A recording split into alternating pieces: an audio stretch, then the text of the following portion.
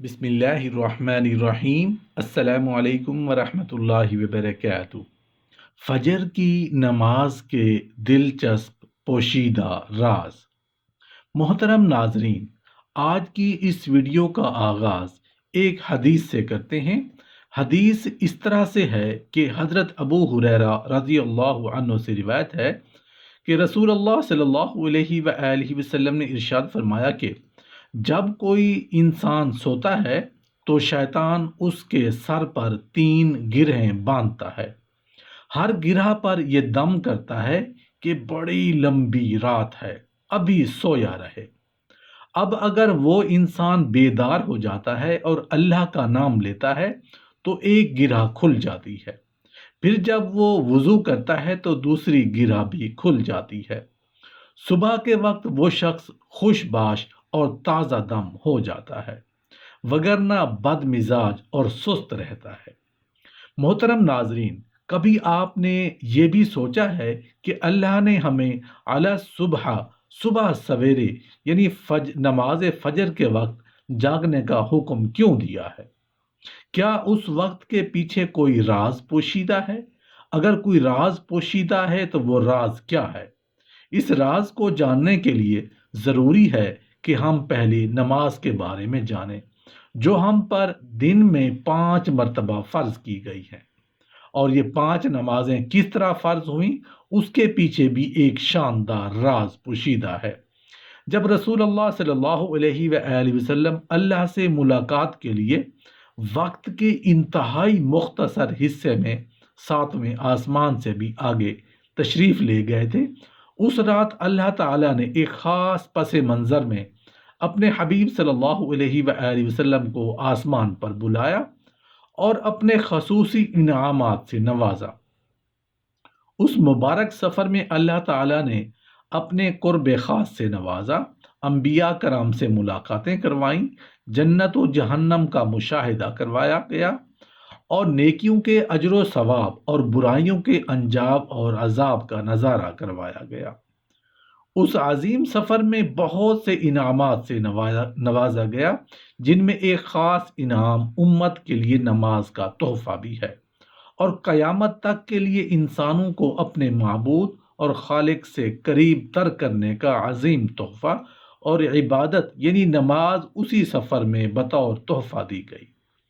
معراج کی رات جب رسول اللہ صلی اللہ علیہ وآلہ وسلم کو اللہ نے 50 نمازوں کا تحفہ دیا تو حضرت موسیٰ علیہ السلام کے کہنے پر آپ صلی اللہ علیہ وآلہ وسلم نے اللہ سے 50 نمازوں میں نرمی کی درخواست کی، اور ایسا کئی بار ہوا، یہاں تک کہ اللہ نے امت محمدی صلی اللہ علیہ وآلہ وسلم کے لیے دن میں 5 نمازوں کا حکم دیا، جس کے بعد بھی حضرت موسیٰ علیہ السلام نے رسول اللہ صلی اللہ علیہ وآلہ وسلم کو 5 نمازوں میں کمی کے لیے اللہ کے پاس ایک بار پھر جانے کا مشورہ دیا، لیکن تب رسول اللہ صلی اللہ علیہ وآلہ وسلم نے فرمایا کہ میں نے اپنے رب سے کئی مرتبہ درخواست کر لی ہے، یہاں تک کہ اب مجھے حیا آ گئی ہے، اور اب میں راضی ہوں اور اس حکم کو ہر طرح سے تسلیم کرتا ہوں۔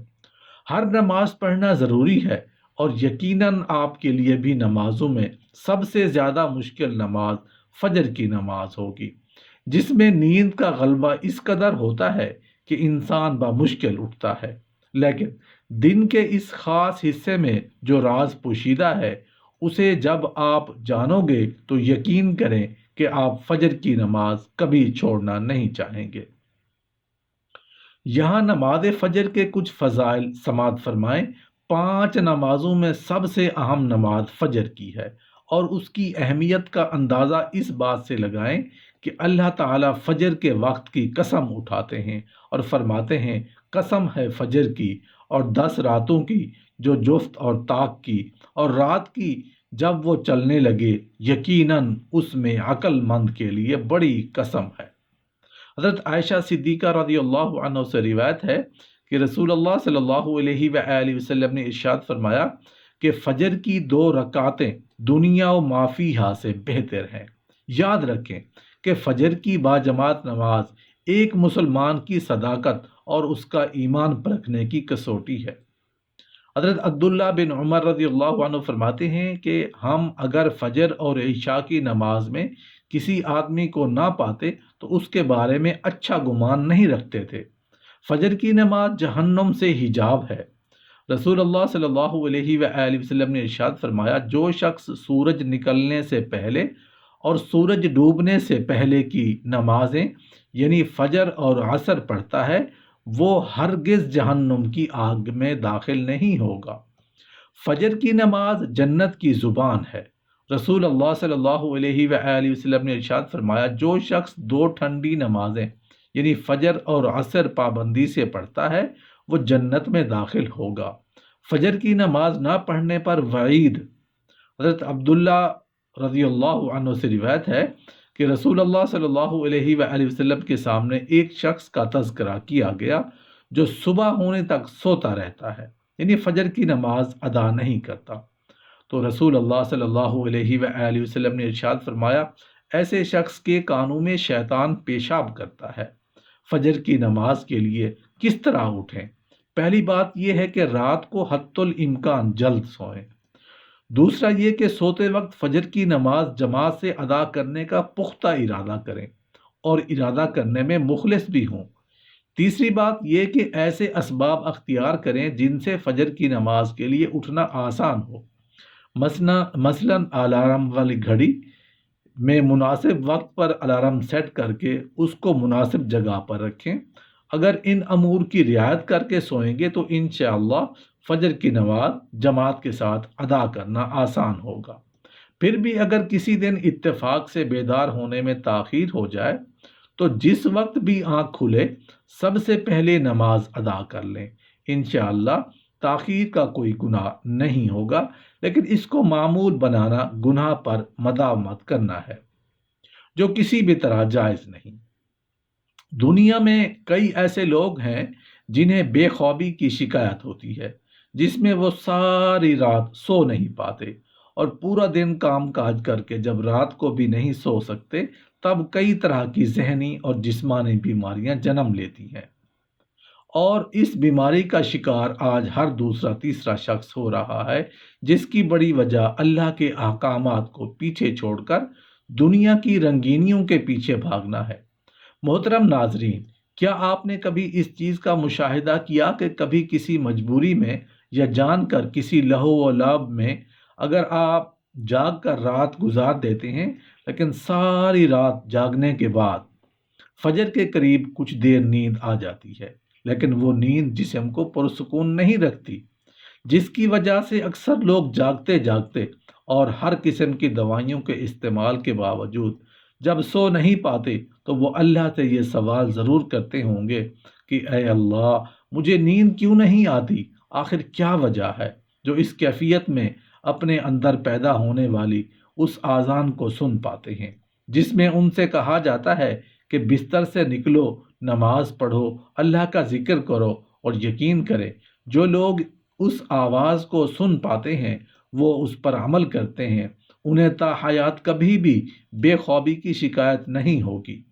رسول اللہ صلی اللہ علیہ وآلہ وسلم نے فرمایا کہ رات اور دن میں فرشتوں کی ڈیوٹیاں بدلتی رہتی ہیں۔ فجر اور عصر کی نماز میں ڈیوٹی پر آنے والے اور رخصت پانے والے کا اجتماع ہوتا ہے۔ پھر تمہارے پاس رہنے والے فرشتے جب اوپر چڑھتے ہیں تو اللہ تعالیٰ پوچھتے ہیں، حالانکہ وہ ان سب سے بہت زیادہ اپنے بندوں کے متعلق جانتا ہے، کہ میرے بندوں کو تم نے کس حال میں چھوڑا؟ تو وہ جواب دیتے ہیں کہ ہم نے جب ان کو چھوڑا تو وہ فجر کی نماز پڑھ رہے تھے، اور جب ان کے پاس گئے تب بھی وہ عصر کی نماز پڑھ رہے تھے۔ فجر اور عصر کی نماز کے اوقات میں سونے سے منع کرنے کے پیچھے بھی ایک بڑی وجہ ہے، اور وہ یہ کہ سائنس کہتی ہے صبح سورج طلوع ہوتے وقت اور شام کو غروب ہونے سے پہلے سونا نہیں چاہیے۔ صبح کے وقت زمین پر آکسیجن وافر مقدار میں فراہم ہوتی ہے، جس وقت ماحول تر و تازہ ہوتا ہے، اور یہ آکسیجن آپ کو دن بھر فٹ رکھنے کے لیے انتہائی ضروری ہوتی ہے۔ تو جو اس وقت سو جاتا ہے وہ اس آکسیجن سے محروم رہ جاتا ہے، اور عصر کے وقت زمین پر آکسیجن کی کمی ہو جاتی ہے۔ اگر کوئی سو جاتا ہے تو آکسیجن کی کمی فراہمی کی کمی ہوتی ہے، جس کی وجہ سے جب وہ جاگتا ہے تو اس کے سر میں درد اور طبیعت بوجھل ہو جاتی ہے۔ اور یہ بڑی وجہ ہے کہ دین اسلام نے ان دونوں اوقات میں سونے سے منع فرمایا ہے۔ نماز فجر کے بارے میں ایسے بے شمار فضائل اور بھی ہیں جن کو ہم نہیں جان سکتے۔ اگر انسان ان کو جان لے تو کبھی کوتاہی نہ کرے۔ رسول اللہ صلی اللہ علیہ وآلہ وسلم کا فرمان ہے، اگر وہ لوگ عشاء اور فجر کی فضیلت کے بارے میں جان لیں تو وہ ضرور بے ضرور نمازوں میں حاضر ہوں گے، چاہے ان کو خود کو گھسیٹتے ہوئے لانا پڑے۔ اب آپ خود اندازہ کیجئے کہ ایک طرف ان دونوں نمازوں کی کتنی فضیلت اور اہمیت ہے اور دوسری طرف ان کی ادائیگی میں کتنی سستی لاپرواہی برتی جاتی ہے۔ اللہ پاک سے دعا ہے کہ بحیثیت مسلمان ہمیں 5 وقت باجماعت نماز قائم کرنے کی توفیق عطا فرمائے۔